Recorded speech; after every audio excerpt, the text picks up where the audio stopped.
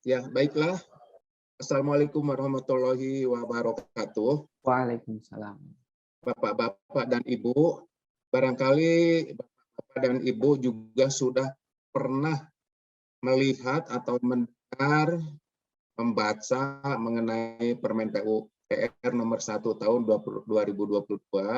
Ini merupakan revisi selama beberapa waktu yang lalu, merevisi Peraturan Menteri PUPR nomor 28 tahun 2016.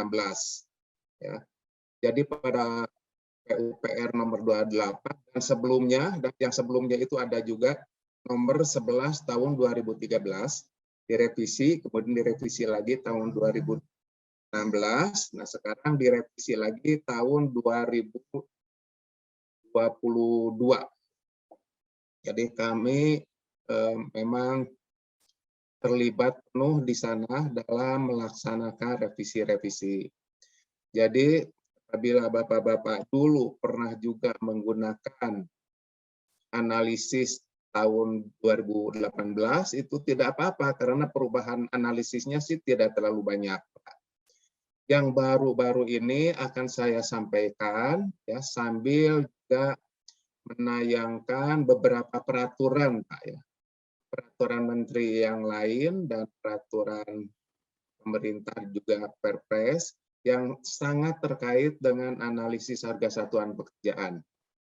Peraturan-peraturan ini memang penting Pak untuk diketahui oleh kita semua, karena pada saat kita melaksanakan analisis, kita akan ketemu dengan peraturan-peraturan lain yang memang kadang-kadang kita mungkin belum pernah membaca. Nah, untuk itu kami tayangkan di sini sebagian hal-hal penting dalam pasal-pasal peraturan menteri itu untuk diketahui, Pak ya. Jadi kalau Bapak ingin mengetahui lebih mendalam, silahkan saja dibaca peraturan menteri terkait, Pak ya. Lanjut.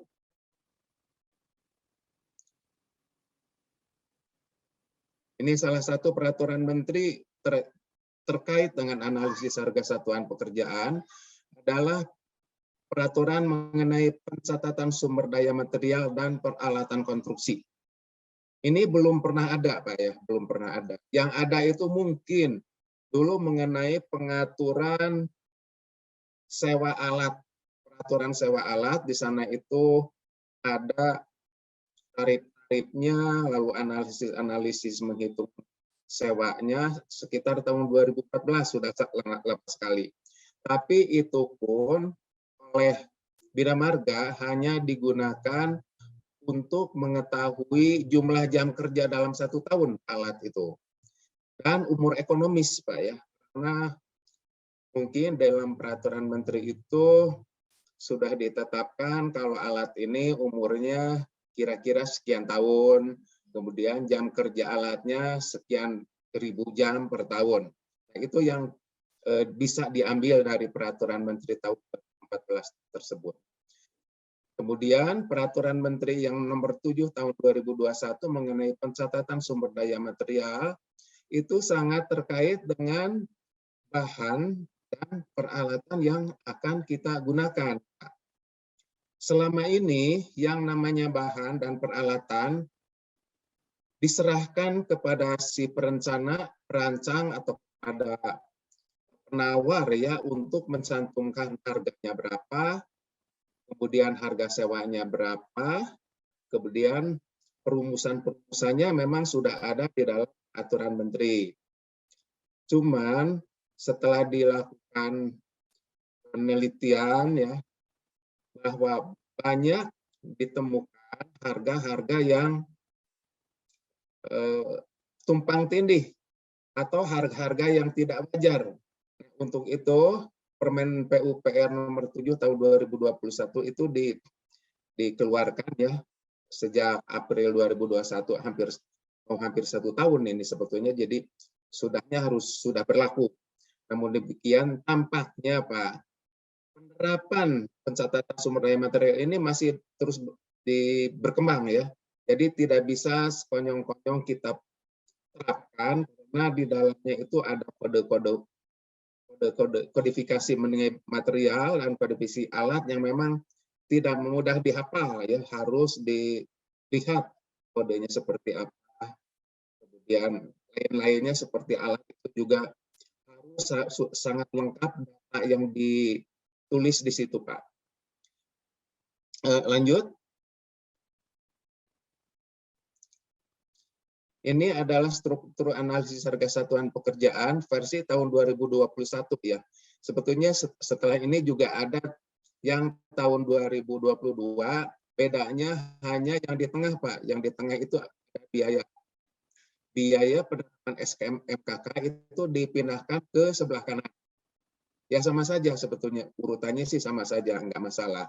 Nah di sini saya hanya ingin menunjukkan bahwa mengenai bahan dan alatan yang dikurungin dengan warna merah itu yang akan disampaikan dalam Peraturan Menteri Nomor 7 Tahun 2021 ini. Yang lain-lainnya ini mungkin akan dibahas, Pak, ya. Kotak-kotak yang lainnya mengenai komponen biaya langsung, komponen biaya tidak langsung akan dibahas nanti pada tayangan-tayangan berikutnya. Lanjut. Nah ini yang baru itu, Pak, ya, yang versi tahun 2022, artinya ya tadi yang tengah itu yang mengenai SMKK dipindahkan ke sebelah kiri. Yang ada kuning-kuning ya, itu yang kuning-kuning 3 itu semuanya ada mengenai kaitannya dengan SMKK. Nah, di sini ada gunting-gunting, maksudnya supaya penayangannya tidak sulit dibaca. Nah, bisa dilihat di potongan-potongan berikutnya ya. Lanjut. Nah, ini struktur analisis harga satuan dasar mengenai peralatan ya.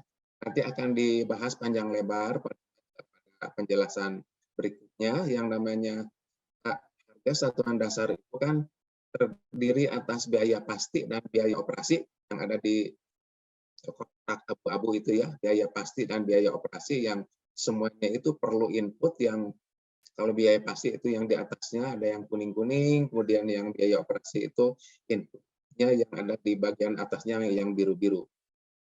Lanjut. Kemudian ini analisis harga satuan dasar bahan. Jadi yang bahan tadi ya sesuai dengan di Permen PUPR tahun 7 tahun 2021 itu, bahan ini nanti akan dikoordinasikan atau akan dikumpulkan secara sistematis ya. Akan dipusatkan di bina konstruksi barangkali. Nanti akan dibuat suatu tim-tim di balai-balai atau di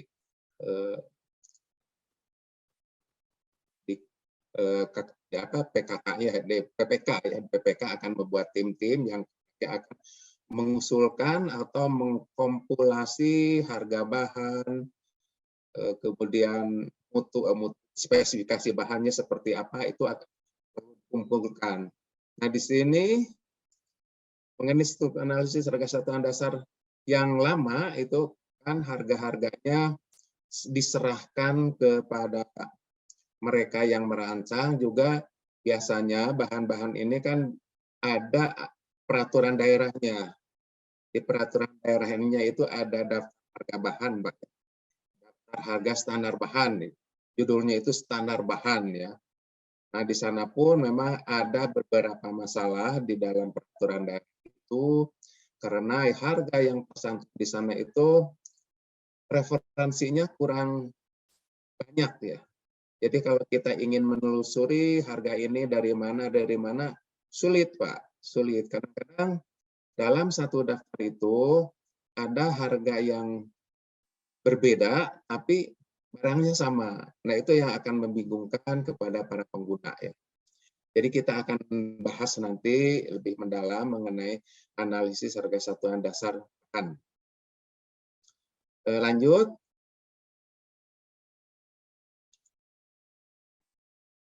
Di sini saya akan mulai membahas pasal-pasal penting dalam Peraturan Menteri Nomor 7 Tahun 2021 mengenai penyusunan sumber daya material dan peralatan konstruksi ya. Jadi yang penting-penting saja kalau kita lihat halamannya itu kan ada 400-an halaman. Silahkan saja Bapak dibaca, bisa di-download itu di Google ya untuk mempelajari keseluruhannya. Lanjut. Nah, ini ada pasal pertama ya. Jadi mohon diketahui Pak bahwa pencatatan sumber daya material dan peralatan konstruksi ini tidak hanya berlaku untuk bidang-bidang marga Kak ya. Jadi untuk bidang yang lain pun sama berlaku. Jadi untuk sumber daya air, cipta karya dan perumahan itu berlaku semuanya. Jadi ini yang saya tunjukkan poin-poin yang penting ya bahwa sumber daya material konstruksi yang selanjutnya disingkat SDMK adalah material yang digunakan dalam pekerjaan konstruksi. Kemudian yang keempatnya mengenai peralatan sama. Kemudian di bawahnya ini pencatatan material dan peralatannya itu dituangkan di dalam pasal 5 ya. Lanjut. Nah, di pasal 2 ini disampaikan bahwa pencatatan SDMPK dilaksanakan secara sederhana, mudah, cepat, akurat, informatif, dan tanpa dipungut biaya. Sampai sekarang pun belum ada yang memulai. Ya, mungkin mereka juga sudah ada yang mengumpulkan harga-harga bahannya, termasuk spesifikasinya, dan referensi yang dapat dipertanggungjawabkan. Ya. Jadi SDMK dan SDPK itu akan semuanya harus telah lulus uji dan mengoptimalkan penggunaan produk dalam negeri. Jadi di sini akan dipastikan bahwa material yang akan digunakan itu sudah harus lolos uji, Pak ya. Sebelum disimpan di gudang atau di base camp ya, kalau di marga itu istilahnya di base camp, maka bahan-bahan yang masuk itu harus sudah lolos uji dibuktikan dengan sertifikat atau hasil uji lab dari supplier ya. Walaupun demikian, nanti walaupun sudah masuk ke dalam base camp, tetap nanti ada frekuensi pengujian, frekuensi pengujian. Jadi setiap berapa ton, setiap berapa ribu ton, gitu ya, itu harus dilakukan juga uji sesuai dengan yang tertuang di dalam spesifikasi umum. Itu untuk material, sedangkan untuk peralatan itu sesuai dengan yang ada di permen ini akan dimintakan mulai dari suppliernya, kemudian notanya ya, semuanya notanya, spesifikasi alatnya, kapasitas alatnya, dan faktor-faktor yang terkait dengan alat yang akan digunakan. Jadi itu semuanya akan diinventarisir ya secara terintegrasi nanti dengan Bina Konstruksi, Ditjen Bina Konstruksi Jakarta. Kemudian SDMK dan SDPK sebagaimana dimaksud pada ayat 1 disatukan dalam sistem informasi terkait material ya yang akan dikumpulkan dalam suatu sistem informasi jasa konstruksi terintegrasi ya. Kalau lihat di Google, sistem informasi itu disingkatnya SIJK, Pak ya. SIJK terintegrasi, itu bahasa kerennya. SIJK terintegrasi. Lanjut. Ada beberapa pasal yang memang perlu diketahui ya, bahwa untuk cara pencatatan SDMK itu kita hanya dapat melakukan permohonan pencatatan SDMK diajukan oleh produsen SDMK. Di produsen itu kan bisa aja supplier, bisa pemilik pabrik, itu bisa mengajukan ke pejabat setempat ya untuk nanti akan diteruskan ke BIKON. Tata caranya ini ada di pasal di ayat 2. Silakan saja nanti dilihat. Lanjut. Jenis sumber daya material dan peralatan konstruksi yang dicatatkan. Di sini disebutkan bahwa Sumber daya material konstruksi ada di ayat 2, mulai dari material dasar misalnya semen, baja ringan, aspal minyak, aspal beton, batu, kayu, abu terbang, dan seterusnya. Mungkin ada bahan-bahan yang tidak tercantum di sini, ya tetap saja bisa Pak diajukannya untuk dicatatkan dalam sistem informasi terintegrasi ya. Jadi di luar bahan-bahan ini silakan nanti bisa dicatatkan dan kita inventarisasi saja dulu Pak ya, karena yang namanya bahan itu kan sangat-sangat tidak terbatas. Setiap saat ada bahan baru yang memang belum terinventarisir oleh PUPR. Seperti baja ringan yang dulu itu kan tidak pernah ada, sekarang ada baja ringan. Kemudian ada juga bata ringan ya, bata bukan baja ringan, batu bata ringan atau hebel Pak ya. Bata ringan itu juga di sini belum tertuangkan, bisa dicatatkan. Lanjut. Kemudian material olahan, kalau tadi kan material dasar, kalau ini material olahan. Material olahan itu kan bisa aja menjadi suatu barang jadi ya, bahan. Bisa menjadi beton percetak, pipa non baja dan lain-lain. Kondisi bata ringan itu sudah termasuk material yang bahan olahan ya. Dan seterusnya sampai ke cat. Itu mengenai material, kemudian mengenai alat SDPK ya. Jadi sumber daya peralatan konstruksi yang dicatatkan meliputi jenis-jenis pesawat angkat, angkut, pesawat tenaga dan produksi, pesawat atau peralatan konstruksi lainnya. Lanjut.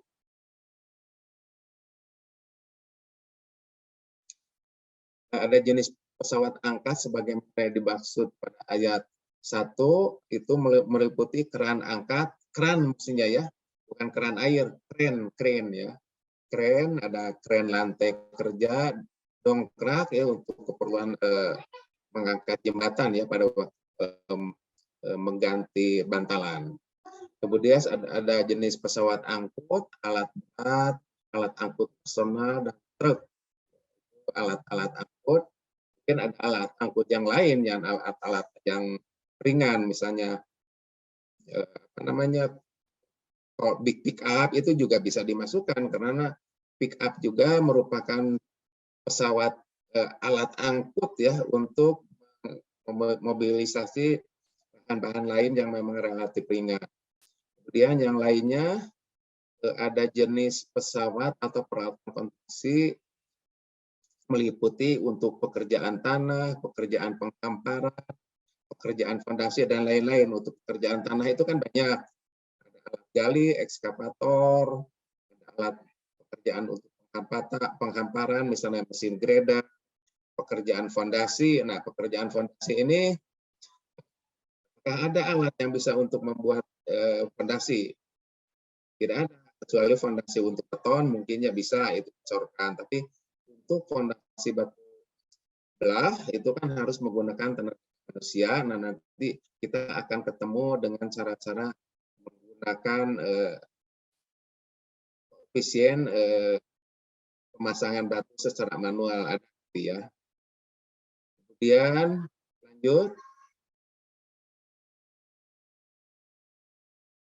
Ini ada pekerjaan beton, pekerjaan pengeboran dan lain-lain sampai ke pekerjaan untuk memproduksi material, alat transportasi yang lain di sini sudah tertuang di sini ya. Lanjut. Nah, di sini manajemen pencatatan SDM PK ya, pada pasal-pasal 7 ada beberapa ayat ya. Silakan saja dibaca ya mengenai manajemen pencatatan. Itu harus dibuat semacam tim ya, tim pembentukan tim pengelola pencatatan itu mungkin di setiap PPK atau di setiap balai-balai yang ada di provinsi ya yang terkait dengan PUPR. Lalu lanjut.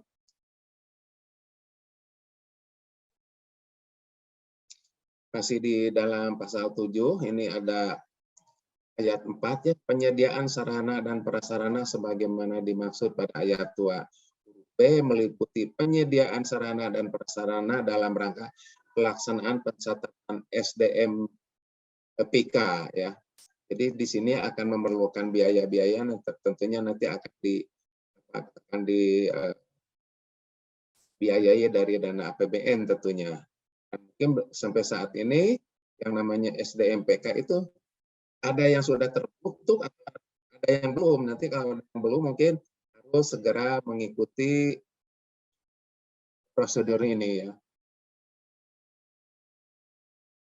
Lanjut.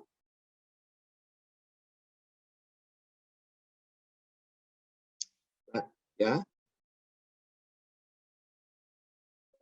Ayat 6, pelaksanaan dan pencatatan SDMPK sebagaimana dimaksud pada ayat 2 meliputi proses pencatatan SDMPK dan pengelolaan sistem informasi pencatatan. Jadi di sini setiap pencatatan itu nanti harus diinformasikan dengan waktu yang tertentu juga ini kan. Ini waktunya juga diberikan beberapa hari atau beberapa kali 24 jam ya. Dan ini bisa diulang-ulang apabila tidak direspon oleh si pengusul untuk mencatat. Ini ada prosedurnya demikian, Pak. Jadi tidak akan terputus untuk mengelola material dan peralatan yang perlu digunakan untuk pelaksanaan konstruksi jalan dan jembatan. Lanjut. Nah, di sini ada juga perubahan dan penghapusan data. Ini ada prosedurnya di sini ya.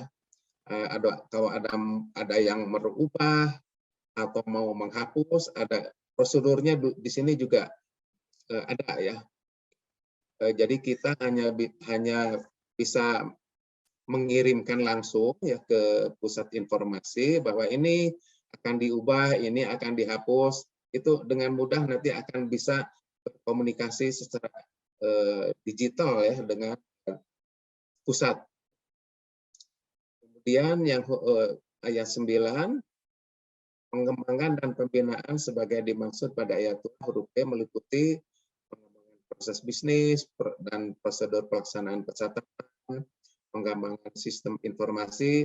Di sini terus dikembangkan, Pak ya. Jadi kalau misalnya Bapak-bapak dan Ibu ada suatu usulan-usulannya bisa silakan disampaikan kepada pusat informasi di BIKON ya. Lanjut.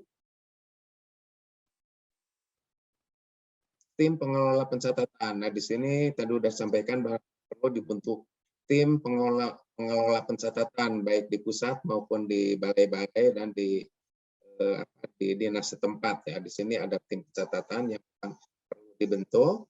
Lanjut. Ini masih tim pencatatan yang mengelola sistem informasi pencatatan SDMPK. Jadi seluruhnya dikelola dalam satu instansi atau institusi ya di sini. Kemudian yang lain-lain itu perlu mempublikasikan, kemudian melaksanakan pemantauan dan evaluasi pencatatannya. Jadi setiap saat catatan SDMPK itu harus selalu dilihat, jangan-jangan harganya sudah berubah atau speknya sudah berubah, itu bisa langsung dimohonkan untuk diubah Pak sistem informasi. Lanjut. Tata cara pencatatan SDMK, jadi caranya adalah permohonan pencatatan SDMK diajukan oleh produsen SDMK ya. Kemudian tata cara pencatatan dilaksanakan oleh permohonan pembuatan akun, pengisian data, verifikasi, validasi, kemudian penetapan dan penerbitan nomor pencatatan dan pemupublikasian dan pengarsipan data informasi pencatatan. Jadi di sini seluruh data itu demikian lengkapnya ya. perlu dicatat supaya kita tidak kehilangan informasi. Lanjut. Di pasal 10, permohonan pembuatan akun itu diajukan oleh produsen ya melalui informasi terkait. Kemudian pengajuan permohonan sebagaimana dimaksud pada ayat di atas itu meliputi nomor induk berusaha, nomor produsen SDMK, nanti akan diberikan namanya harus dimintakan nama produsen, kemudian alamat surat elektronik, kontak produsen ya, kemudian nama pemohon pembuatan akun dan seterusnya. Nanti ini akan terbentuk ya dengan lengkap sehingga kita akan bisa berkomunikasi dengan pusat. Lanjut.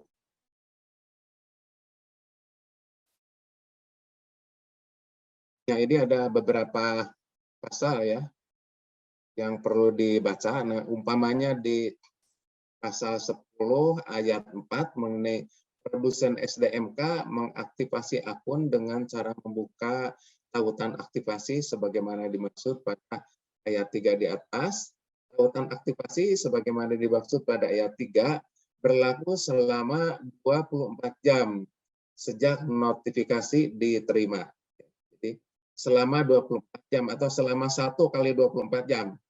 Jadi itu harus segera direspon ya. Kalau tidak direspon, ya mungkin nanti akan ditutup, tapi bisa diajukan kembali ya pada intinya seperti demikian, Pak ya. Supaya yang ngantri untuk mendapatkan aktivasi itu kan banyak. Jadi kalau misalnya ini ditunggu untuk direspon, mungkin yang lain tidak kemudian waktu. Jadi inilah demikian ketatnya pencatatan sumber daya material dan peralatan ya dalam PPN ini. Kemudian yang lainnya itu seperti Bapak lihat di pasal 11, kemudian ada di ayat 2-nya ya, data dan informasi sebagaimana dimaksud pada ayat 1 di atas mengenai identitas produsen SDMK ya, sama seperti yang di atas itu ya, kita perhatikan ini Pak semuanya. Jenis varian dan subvarian SDMK ya, material, spesifikasinya gimana, jenis produknya seperti apa, kapasitas produksi tahunannya berapa. Ya ini kalau kita lihat di ini Pak, Bapak akan pernah lihat misalnya di Alibaba atau apa, mereka itu akan selalu mencatatkan speknya, kemudian jenis produksinya, kemudian kapasitas produksi tahunannya, ya mereka itu mencantumkan seperti itu. Nah di kita pun mestinya bisa ya supaya kita bisa mengetahui tingkat kepercayaan bahan itu memang banyak digunakan atau tidak. Itu ukurannya ke sana Pak ya. Jadi kita akan memasuki wilayah-wilayah yang memang selama ini secara internasional menggunakan data-data yang demikian, Pak. Lanjut.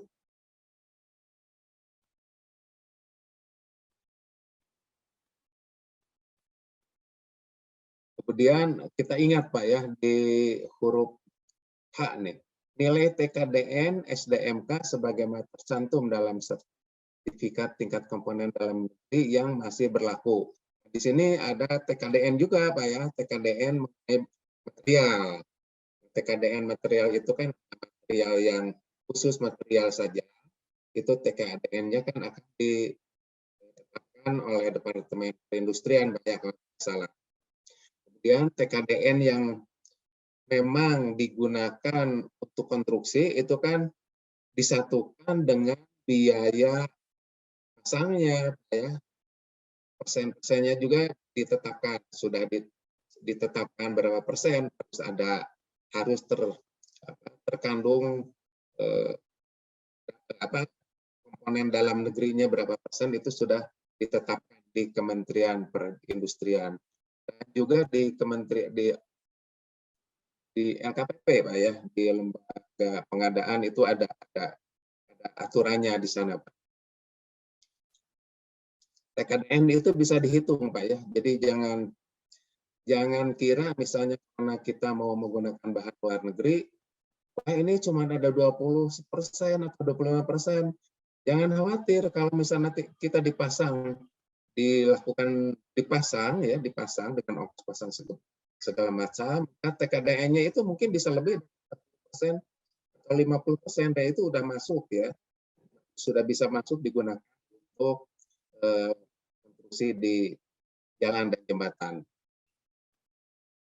Kemudian yang lain-lainnya silahkan saja disimak Pak ya, ini memang penting untuk diketahui karena jangan sampai kita terjebak pada waktu kita menganalisis harga satuan pekerjaan ternyata bahan ini agak asing, kemudian TKDN-nya memang nggak masuk, jadi kerepotan nanti kita meloloskannya menjadi harga satuan pekerjaan.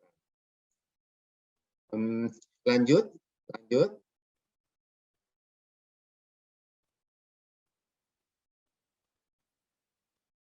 Ini masih lanjutannya dari pasal 11 yang tadi. Di pasal 11 mungkin lihat di sini, pasal 11 ya ada ayat 11. Spesifikasi SDMK sebagaimana dimaksud pada ayat 2 di atas diisi dengan nomor SNI. Jangan lupa Pak, SNI-nya akan selalu ditempelkan pada barang tersebut. SNI itu ada yang misal untuk baja tulangan itu sudah jelas ya. SNI sekian itu udah pasti dijamin lah. Dijamin. Jangan SNI-an ya ditulis dengan cat ya mungkin, padahal itu bukan baja tulangan yang ber-SNI. Jadi itu hanya baja tulangan ilegal ya, ilegal. Itu mungkin mutunya kurang baik. Kemudian di pasal 12 Pak, pasal 12 akan dilakukan verifikasi dan validasi Pak, sebagaimana mestinya bahwa SDMK ini sudah sesuai mutunya dan seterusnya. Lanjut.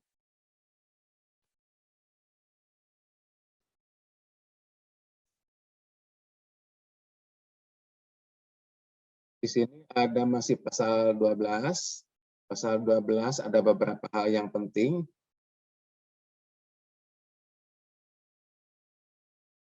Di butir 7 Pak ya, di butir 7 pasal 12 dalam hal berdasarkan hasil validasi dasar informasi serta unggahan dokumen sah, tim pencatatan memberikan rekomendasi nomor pencatatan kepada pimpinan unit kerja yang membidangi pembinaan material dan peralatan konstruksi. Kemudian pasal 13 berdasarkan rekomendasi penetapan pencatatan sebagaimana dimaksud dalam pasal 12, maka pimpinan unit kerja yang membidangi pembinaan material dan peralatan konstruksi menetapkan nomor pencatatan ya, sesuai dengan pasal 9 ayat 2 di atas. Lanjut.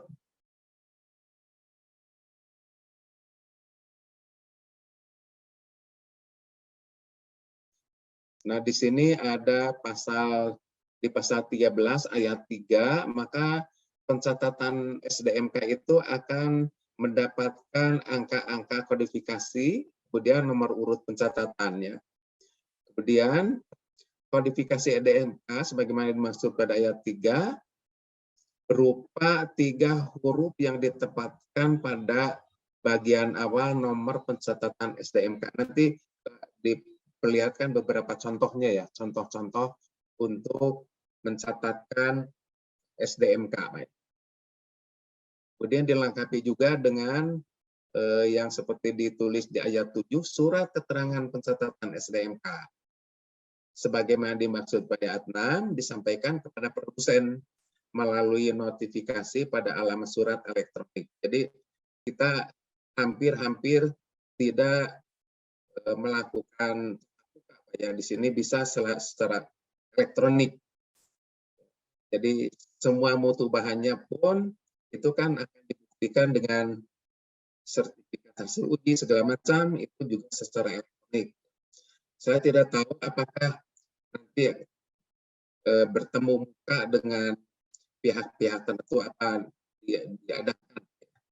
Saya belum menjajaki ke sana, Pak. Karena ini sesuatu hal yang baru ya, walaupun ini sudah muncul April tahun 2021. Kemudian pasal 14, data dan informasi pencatatan STMK yang telah ditetapkan dan diterbitkan, nomor pencatatan dipublikasikan melalui dashboard pada sistem informasi terkait material secara terintegrasi. Jadi ini akan diumumkan secara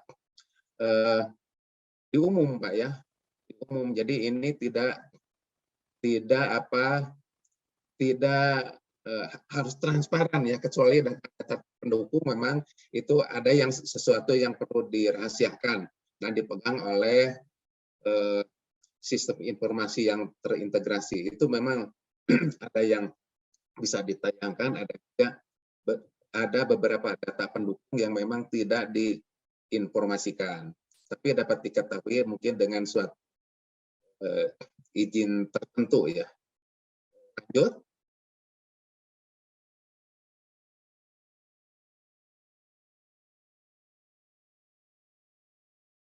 Pasal 14, kemudian pasal 15 mengenai validasi, udah biasa itu. Kemudian mungkin ini yang di bab 6, tata cara pencatatan SDPK. Nah, kalau tadi SDMK, nah sekarang itu SDPK mengenai peralatan. Mulai pasal 16 itu mulai peralatan. Sama seperti SDMK, itu kita harus melakukan pencatatan dengan cara memohon pembuatan akun dan seterusnya.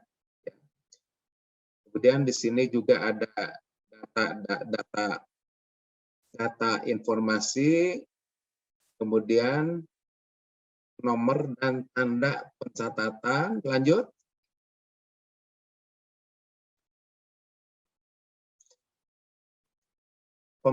Pemupublikasian dan pengarsipan data dan informasi pencatatan.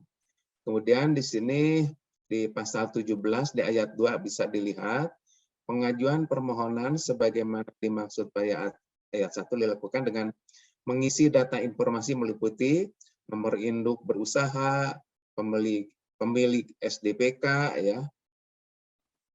Bisa juga ini sebagai produsen, pemilik produsennya atau pemilik pabrik ya. Alamatnya, surat elektronik dan seterusnya sama seperti yang tadi, seperti yang di SDMK. Ada beberapa hal yang memang berbeda untuk SDPK ini, Pak ya. Di SDPK ini malah harus mencantumkan data identitas pribadi ya, yaitu supaya mungkin dalam hal penelusuran tidak akan mencari orang lain ya, selain yang ada di identitas pribadi itu. Ya mungkin seperti kartu keluarga atau kartu identitas pribadi itu kan kita itu kan biasanya KTP, Pak ya. Ada yang diminta itu. Lanjut.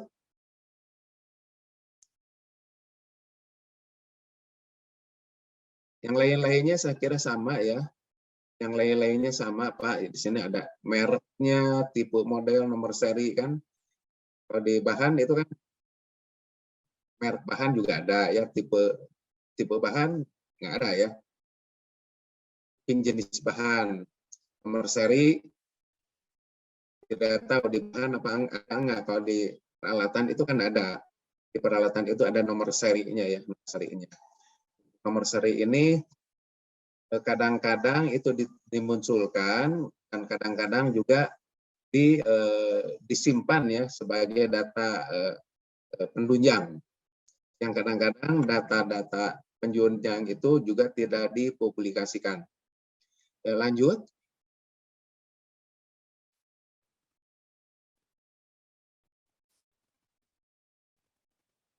Lanjut ya.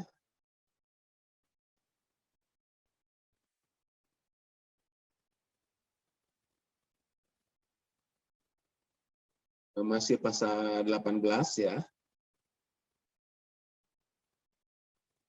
Di sini di ayat 11-nya diperlihatkan dalam hal berdasarkan hasil pemeriksaan kelengkapan data dan informasi serta unggahan dokumen sebagaimana di ayat 9 lengkap, tim pengelola pencatatan melakukan pemeriksaan keabsahan data dan informasi serta unggahan dokumen.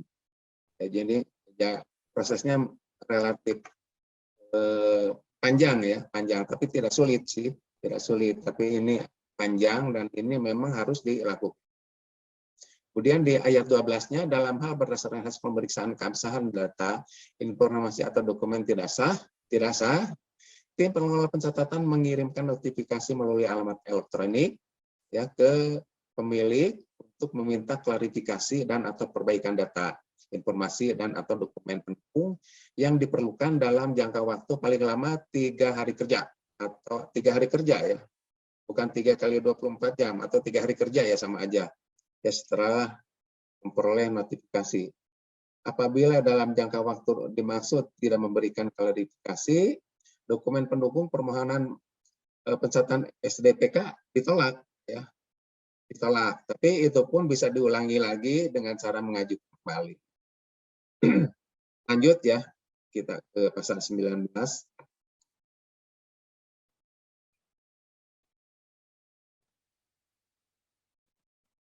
Saya kira penetapan untuk SDPK ya di sini silahkan saja disimak ya, disimak di sini karena kita akan membahas permen yang lainnya ya, permen yang lainnya yang juga relatif penting ya untuk kita ketahui. Lanjut.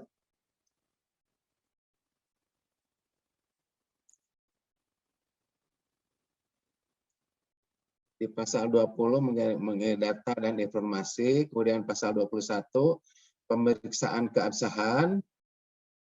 Di sini pemeriksaan keabsahan ya di pasal 21, rekomendasi penetapan nomor dan tanda pencatatan dilakukan dalam jangka waktu paling lama 5 hari kerja setelah data dan informasi serta bahan dokumen lengkap. Ya, dan seterusnya. Lanjut.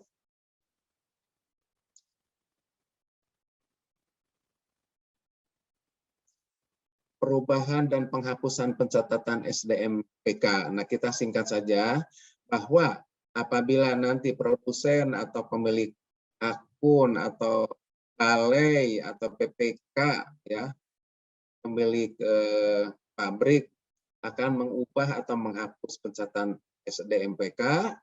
Nah, di sini bisa diajukan, Pak, diajukan saja.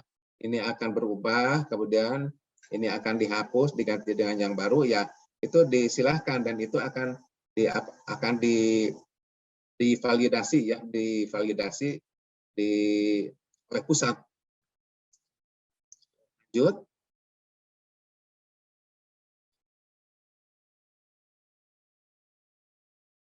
Penghapusan pencatatan ya, kalau tadi perubahan, sekarang penghapusan juga sama ya. Nanti kita bisa produsen itu bisa mengajukan pencatatan penghapusan ya, penghapusan pencatatan SDMPK melalui surat elektronik juga, ini sama.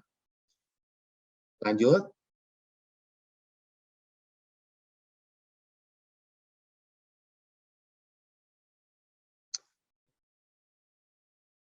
Penghapusan, kemudian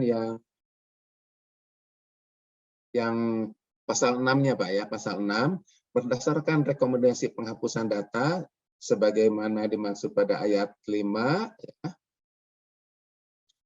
yang maka pimpinan unit kerja akan menerbitkan surat keterangan penghapusan pencatatan SDMPK sesuai dengan format huruf J ya, dan lampiran itu Pak. Format huruf J itu ada di lampiran ya, merupakan suatu surat keterangan. Bisa dilihat nanti Pak di lampirannya bentuknya seperti apa. Itu hanya untuk identitas saja bahwa telah melakukan surat menyurat secara elektronik menggunakan format dalam huruf J di dalam lampiran. Lanjut.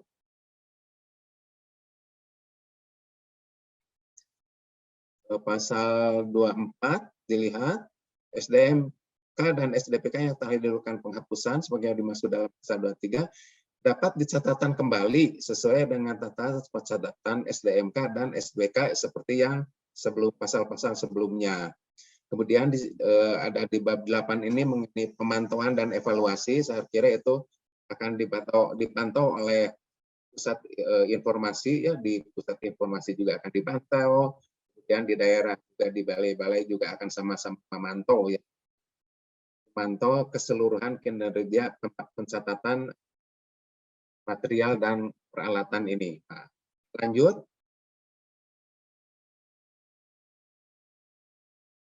Di sini mengenai di huruf 5 ya, di huruf 5 pasal 25, evaluasi sebagaimana dimaksud pada ayat 4 digunakan sebagai dasar dalam upaya peningkatan kinerja dan perumusan kebijakan penyelenggaraan pencatatan SDMK.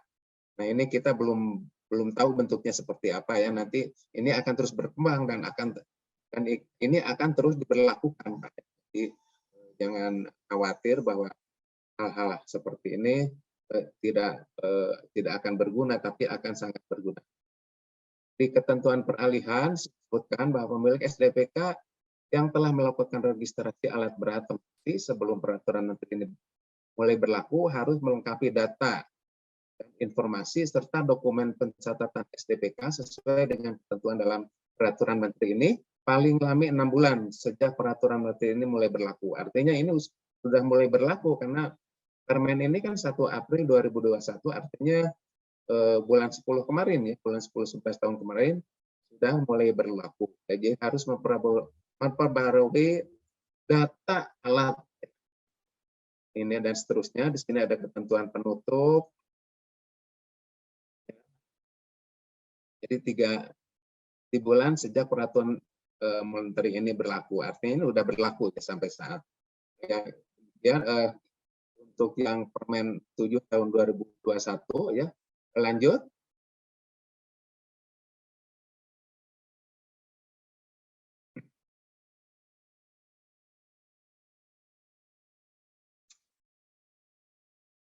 Nah, di sini ada bagian alir.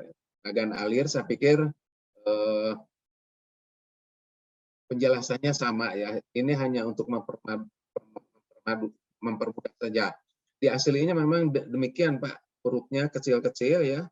Tetapi saya mencoba memperjelas menjadi 2 bagian ya. Nah, saya gunting di tengah-tengahnya. Lanjut.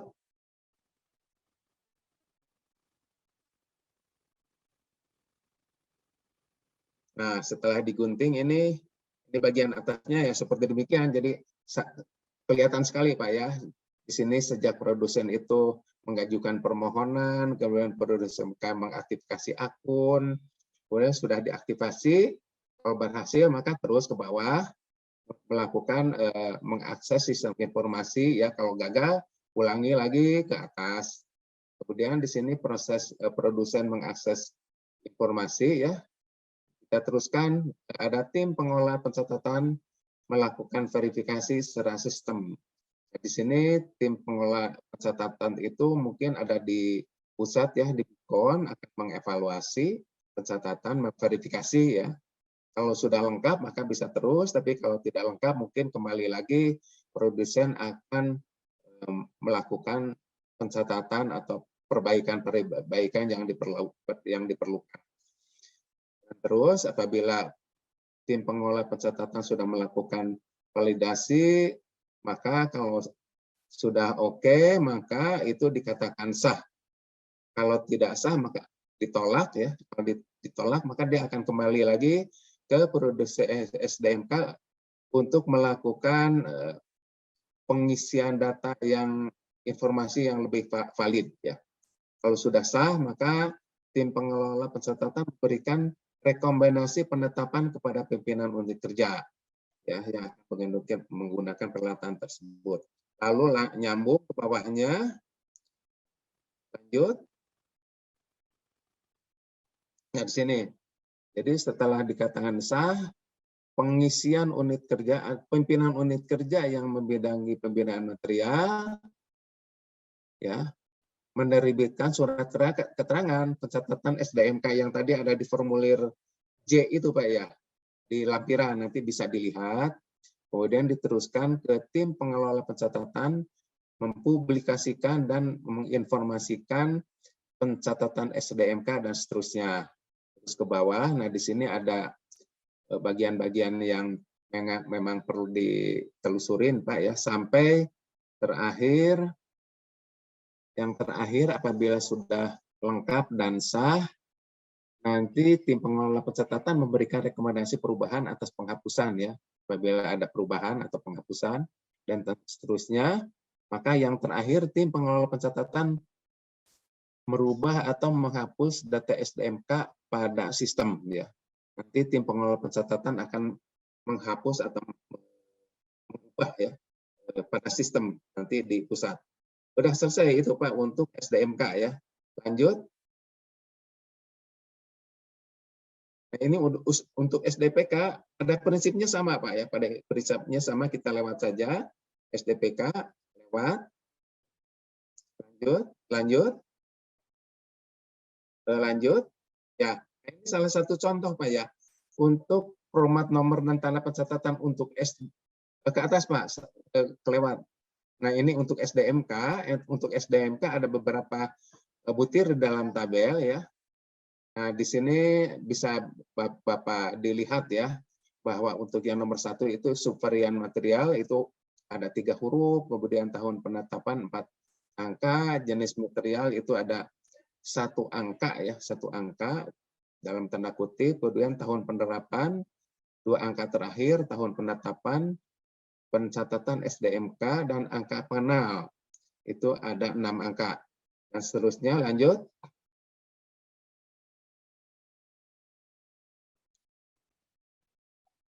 Lanjut ya. Nah, untuk SDMK nanti akan ada surat ini Pak, surat yang tadi disampaikan ya. Untuk material itu pada butir J ya, pada butir J mengenai pencatatan sumber daya material konstruksi, ini akan suratnya seperti ini sebagai pengesahannya. Lanjut.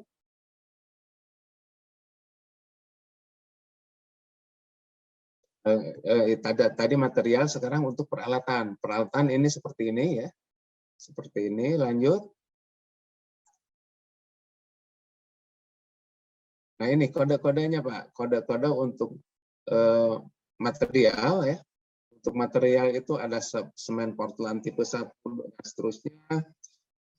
Kemudian nomornya itu sampai yang ada di Permen PU itu sampai 204 ya. Jadi saya hanya potong saja mulai dari 1 sampai 10 sampai kemudian 19 sampai 204. Ini hanya contoh-contoh saja Pak. Jadi untuk contoh semen demikian, CPS ya.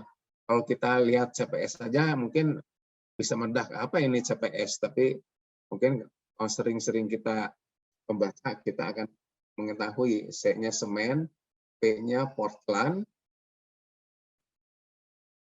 semen Portland, S-nya apa? Ya kita nggak tahu tuh. Jadi kodifikasinya yang diberikan itu seperti demikian lah. Kemudian yang lain-lainnya seperti epoksi, CIP, poliuretan, ya poliuretan itu kan plastik tipis itu yang 125 mikron yang biasa digunakan untuk bond breaking di lapisan perkerasan beton ya. Itu digunakan kodenya CPY. Seperti demikian Pak, ada cat dan unsaturated polyester ya, untuk apa nggak tahu. Lanjut. Itu untuk bahan ya. Kemudian di sini untuk peralatan Pak, untuk peralatan di sini tadi udah disampaikan melalui keran angkat, crane maksudnya ya, crane untuk mengangkat, crawler crane, kodifikasinya GCR, kemudian truck crane, TCR dan seterusnya Pak. Ini angkanya di Permentek itu ada sampai 153. Yang terakhir itu mesin aplikator marka jalan. RMC, jadi R-nya itu mungkin road ya. Road, MC-nya apa sih?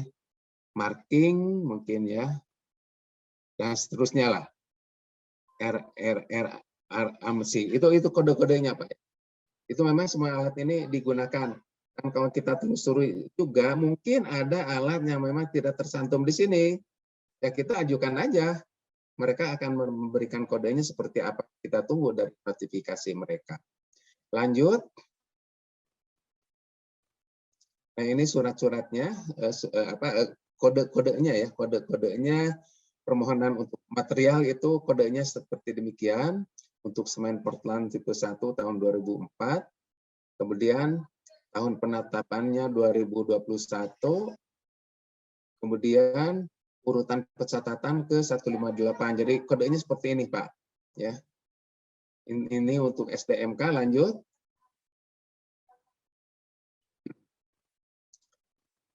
Untuk SDPK Pak, untuk SDPK ini sama Pak pencatatannya seperti demikian, cuman untuk peralatan itu diberi kode ini Pak, fast response, quick response ya.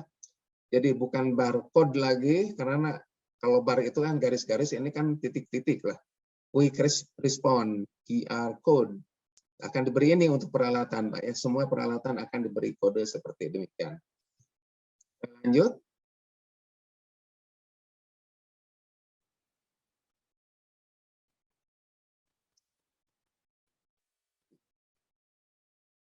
Nah, tadi Pak nomor 7 tahun 2021 yang mengenai SDMPK, kita sekarang ke SMKK ya. SMKK ini ya saya kira merupakan peraturan dari secara menyeluruh kan semuanya ada di sini Pak. Ya. Semua peraturan pelaksanaan semuanya ada di sini. Halamannya pun Bapak lihat kan banyak sekali ini halamannya. Di sini ada beberapa hal yang memang perlu yang penting-penting saja Pak. Ya, di pasal 1 di ayat 3, sistem manajemen keselamatan konstruksi yang selanjutnya disingkat SMKK adalah bagian dari sistem manajemen pelaksanaan pekerjaan konstruksi untuk menjamin terwujudnya keselamatan konstruksi. Terwujudnya keselamatan konstruksi.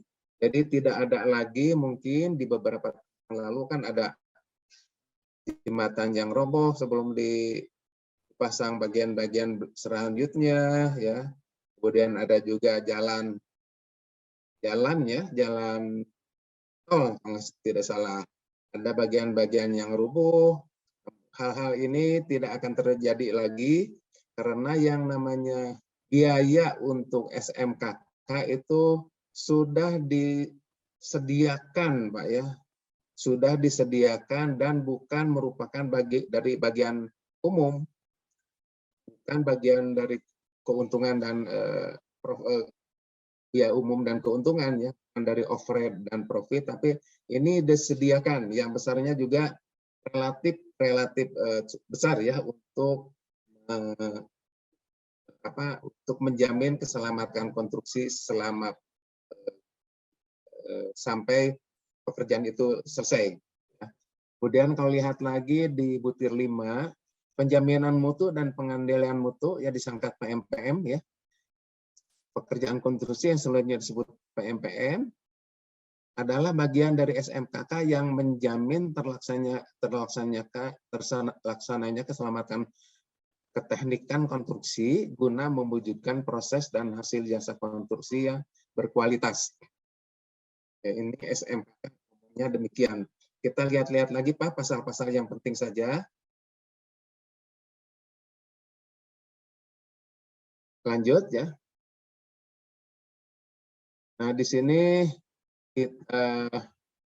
di dalam menyusun RKK ya, dalam menyusun RKK rencana keselamatan konstruksi, maka rancangan konseptual SMKK juga harus disusun ya, yang merupakan dokumen telaah tentang keselamatan konstruksi yang disusun pada tahap pengkajian, perencanaan dan atau perancangan.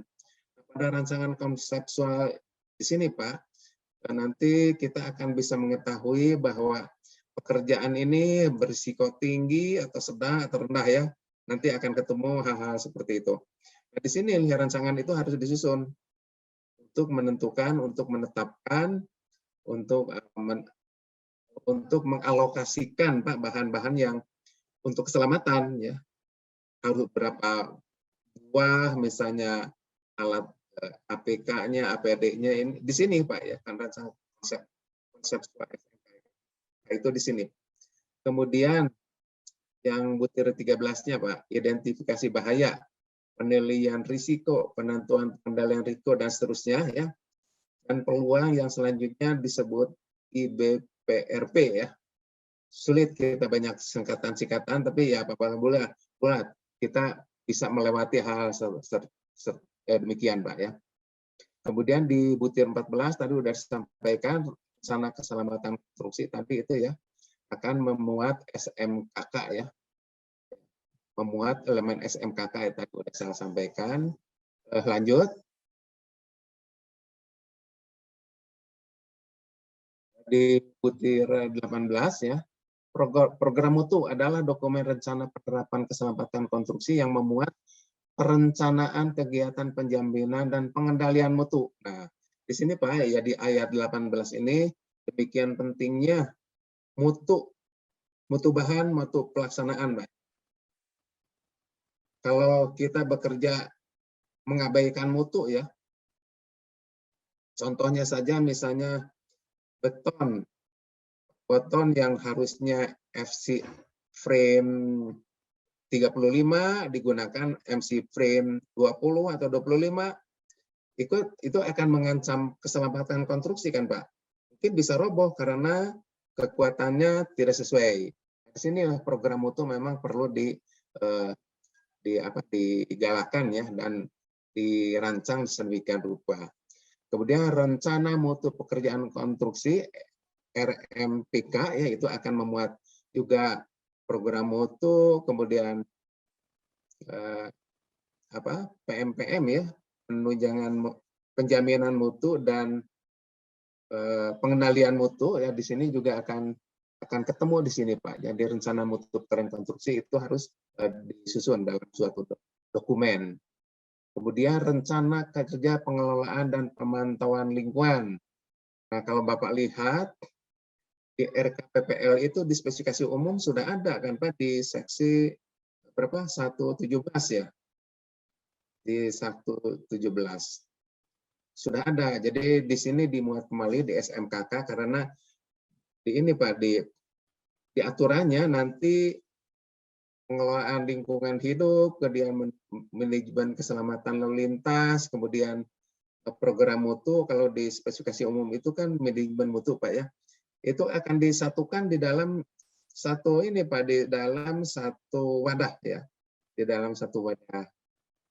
Nanti mengenai SMKK ini PUPR juga akan mengeluarkan surat edaran Pak sebetulnya, surat edaran yang mempermudah dalam menyusun biaya untuk SMKK. Ya. Rencana manajemen lalu lintas RMLLP itu ya sama dengan yang di 18 Pak ya, di spesifikasi umum sama Pak. Jadi kita tidak perlu pusing-pusing untuk menempatkan biaya-biaya ini. Cukup isi aja dulu dengan format yang lama, Pak. Apabila sudah terisi, nanti kita tinggal pindahkan aja, Pak. Tidak sulit ya, tidak sulit. Lanjut. Permisi Pak Tatang, ya, mengingatkan waktu Pak. Oh ya baik Pak. Ya kurang 5 menit nanti kita lanjutkan dengan baik. diskusi. Baik Pak. Oke, mohon maaf Pak. Di nomor 23 mengenai unit keselamatan konstruksi ya disebut KK ya. Ini jarang-jarang kita gunakan istilah ini.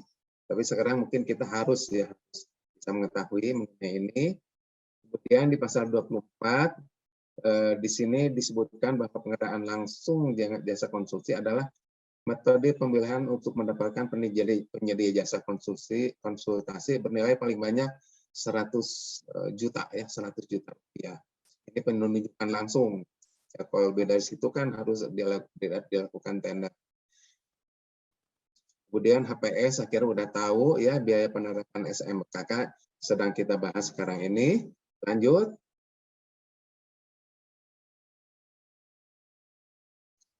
Lanjut ya. Kemudian ahli keselamatan, ada petugas, itu saya kira sama seperti yang dulu Pak ya. Ahli-ahli itu sama ya itunya konteksnya. Lanjut. Lanjut.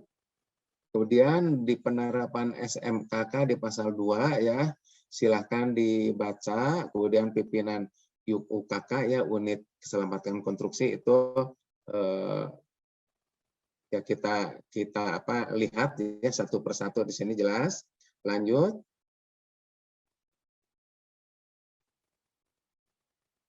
Nah, di sini ada pasal 40 Pak ya. Di pasal 40 dulu di Permen PUPR yang tahun 2019 Pak ya, yang itu kan dicabut. Ini SMKK tahun 2019.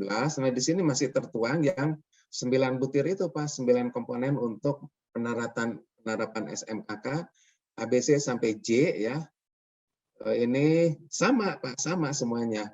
Nanti Bapak akan melihat bahwa pada butir C, F, G, dan I itu ada merupakan barang yang habis pakai, Pak. Jadi alat pelindung kerja, walaupun masih baik, ya mungkin bisa dirawat lah, disimpan. Tapi itu sudah tidak ada harganya. Tidak ada harganya, tapi bisa dipakai ulang. Lanjut ya.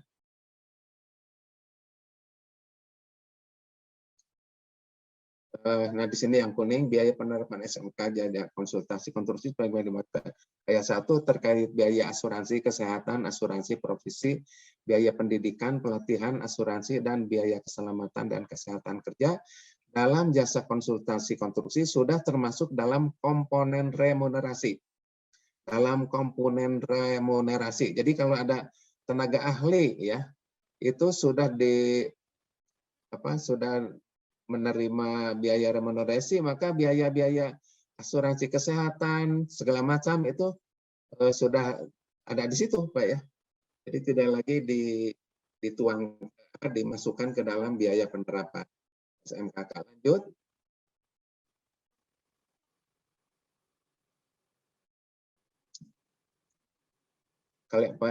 Penutup ya, penutup. Jadi di sini bahwa yang tahun 2019 sudah dicabut dan tidak berlaku. Lanjut.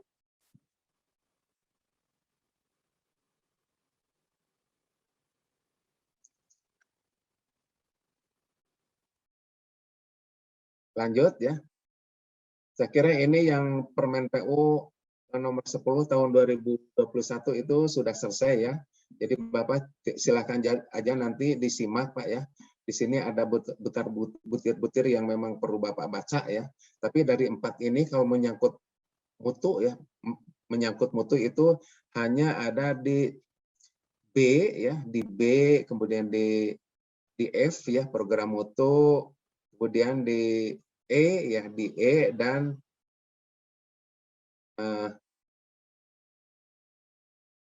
di B, di B, C, E, dan F Pak ya, itu untuk mutu. Itu harus diperdalam ya mengenai hal-hal seperti demikian. Ya, lanjut.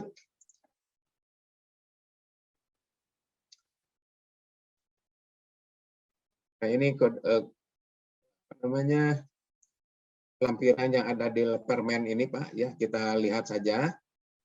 Kalau dilihat di sini di permen Pak, di sini ada daftar 1, daftar 2, daftar 3, daftar 4. Yang daftar nomor 1 itu adalah mata pembayaran umum. Yang di spesifikasi umum itu ada di divisi 1 Pak. Di divisi 1 ya.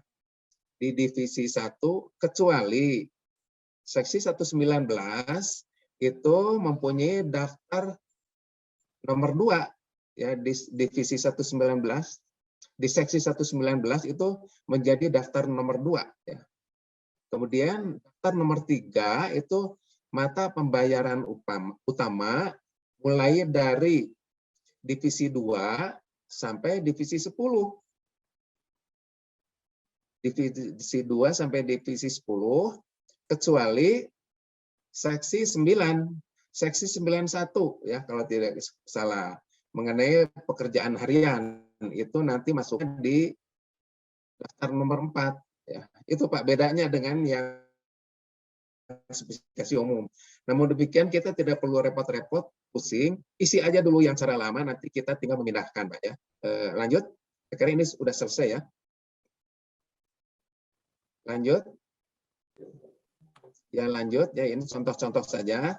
Contoh-contoh yang bisa diisi Pak. Ini contoh yang diisi. Lanjut.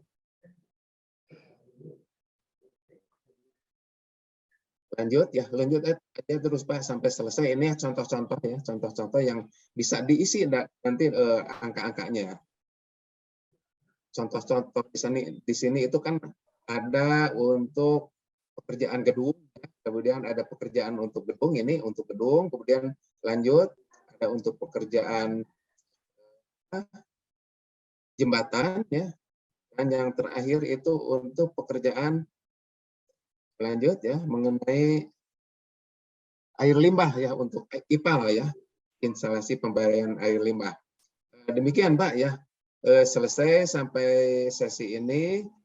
Nanti ada lagi sambungannya mengenai Permen PU yang di Batang Tubuh 01 tahun 2022 ini Pak.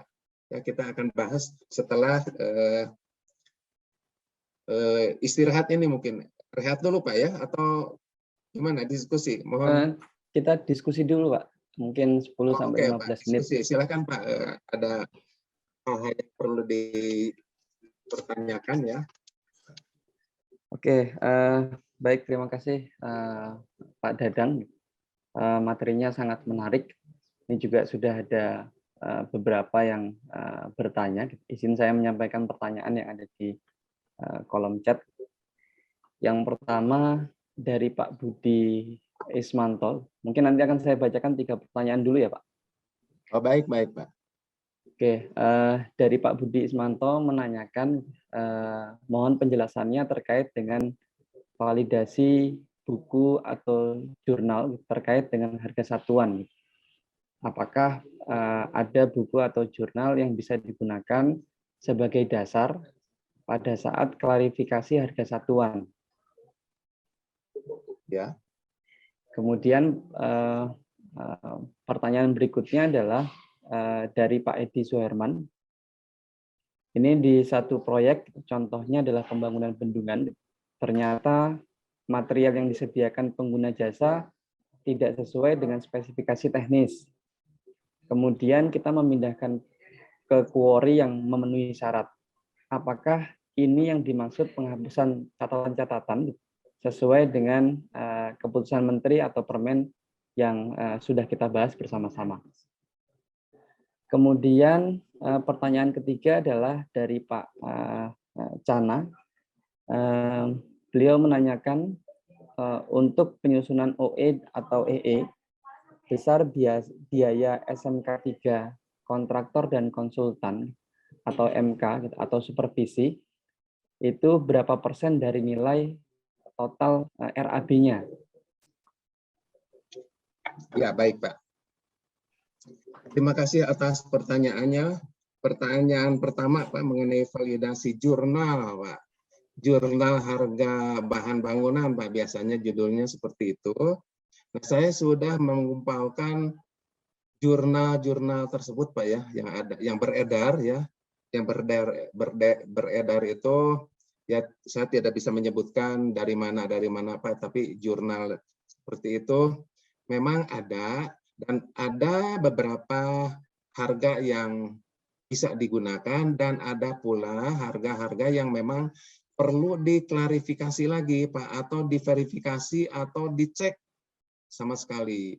Karena dari hasil evaluasi yang selama ini saya lakukan di hampir 30 provinsi Pak ya, jurnal harga yang ada di dalam jurnal itu ada yang tidak sesuai dengan judulnya. Misalnya harga baja tulangan sekian. Lalu ternyata ini harga baja tulangan yang sudah terpasang. Bukan harga baja tulangan yang masih mentah. Nah, itu kan berbahaya. Jadi kita akan menggunakan harga baja tulangan yang double counting. Jadi akan menjadi mahal harganya. Yang kedua, Pak ya, kita harus memeriksa ulang atau mensurvei aja, Pak. Sebaiknya kita mensurvei ke pasar harga-harga yang sesungguhnya, Pak. Tentunya jangan asal survei juga, karena yang namanya survei itu kita juga harus mengetahui kuantitasnya, Pak. Ya, volume bahannya itu apa bisa mencukupi untuk pekerjaan.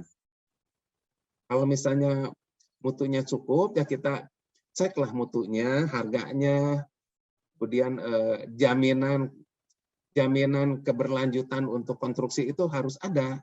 Jangan sampai misalnya kita akan membangun jalan 10 km, kemudian batunya memang bagus, tapi setelah dicek hanya cukup untuk 2-3 km kan repot. Artinya kita harus memberikan penjelasan kepada mereka, supplier, supaya bisa menyediakan bahan yang sesuai, sehingga pekerjaan itu tidak akan menggantung, Pak ya, karena bahan yang berubah. Risikonya kalau bahan berubah itu kan nanti akan ada 2 desain, Pak ya. Kalau campuran aspal kan harus buat lagi mix desain, itulah risikonya. Tapi nggak apa-apa.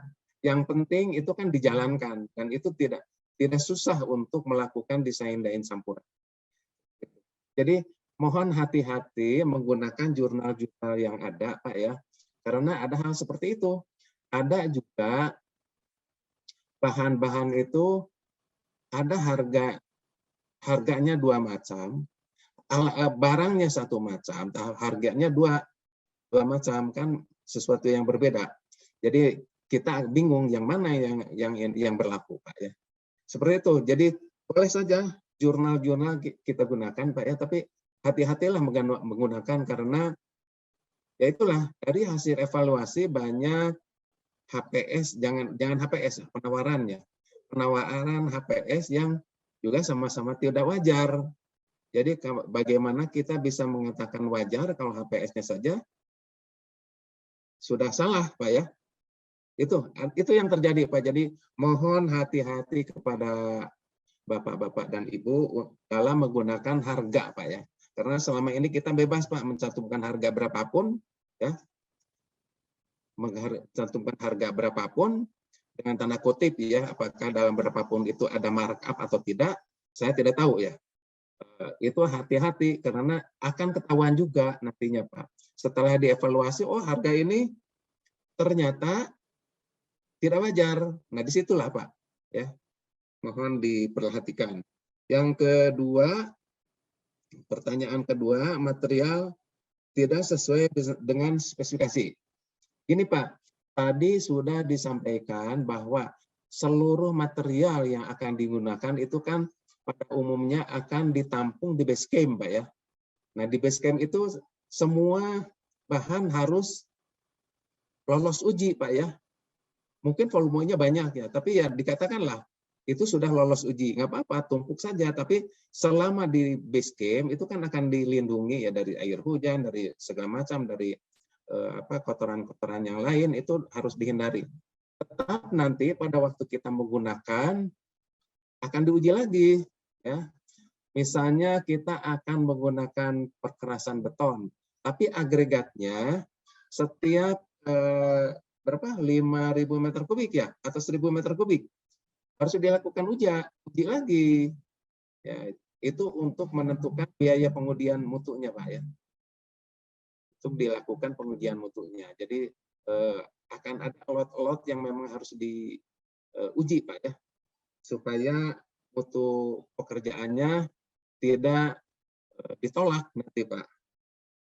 Jadi material yang tidak sesuai dengan spek ya harus ditolak ya sebelum masuk ke base camp.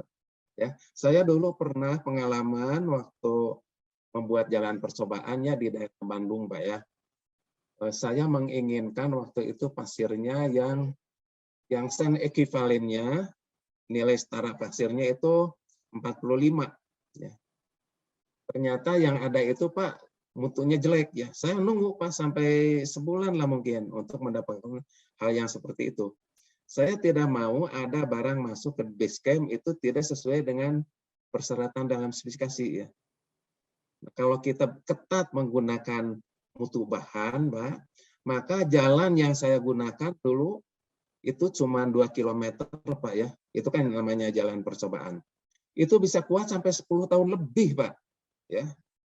Nah, kita bandingkan pada waktu itu dengan jalan di sekitarnya. Di jalan di sekitarnya itu 2 tahun, 3 tahun harus sudah dibongkar pasang, ditambal. Itulah Pak, pentingnya mutu ya, karena kita akan bisa menjamin umurnya itu sesuai dengan rancangan Pak. Misalnya untuk perkerasan beton aspal Pak ya, itu kan 10 tahun. Kita bisa tercapai Pak kalau mutunya kita pegang. Itu satu ya. Kemudian saya pernah juga mencoba mengenai asbuton Pak ya, di sana di luar Pulau Jawa ya, di daerah Gorontalo Pak. Waktu itu banyak percobaan mengenai asbuton. Saya pegang itu mutunya Pak. Ya, saya pegang mutunya. Dulu saya mencoba mendesain 5 tahun aja Pak, ya karena ya katanya asbutan banyak gagal. Ternyata kalau kita pegang Pak mutunya ya, lebih dari 5 tahun, 8 tahun Pak masih kuat. 8 tahun masih kuat. Jadi itu bisa melampaui umur rencana Pak ya, kalau kita pegang mutu bahan itu Pak ya. Kemudian kuari yang memenuhi syarat.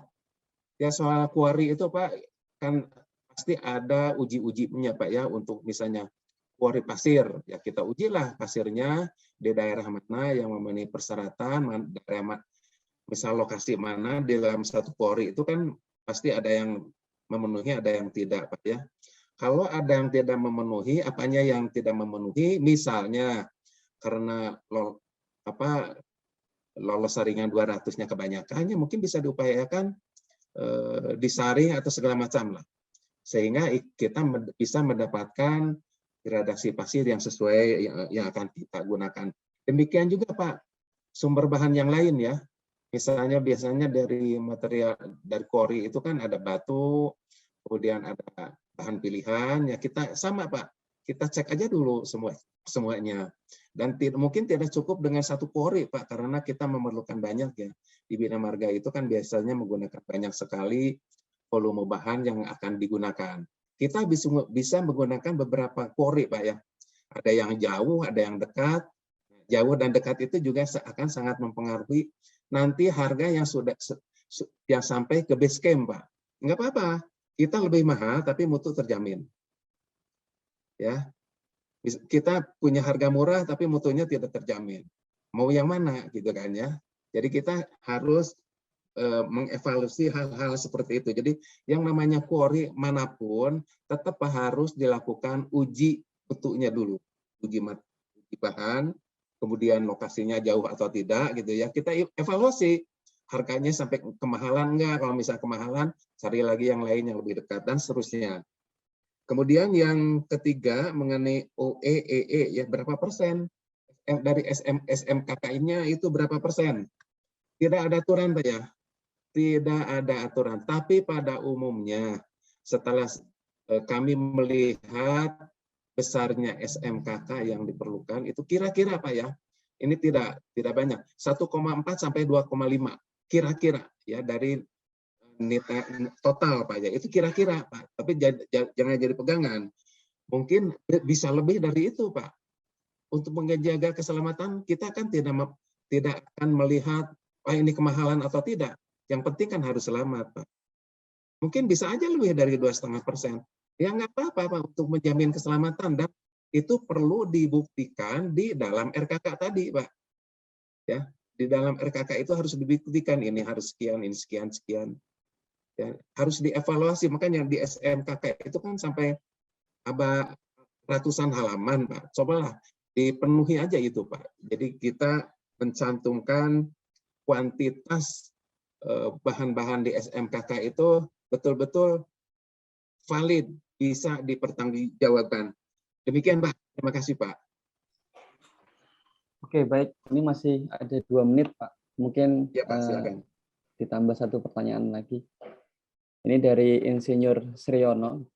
Beliau menanyakan terkait dengan tenaga ahli, Pak. Jadi selama ini pembuatan biaya SMKK itu hanya memperhatikan ahli K3.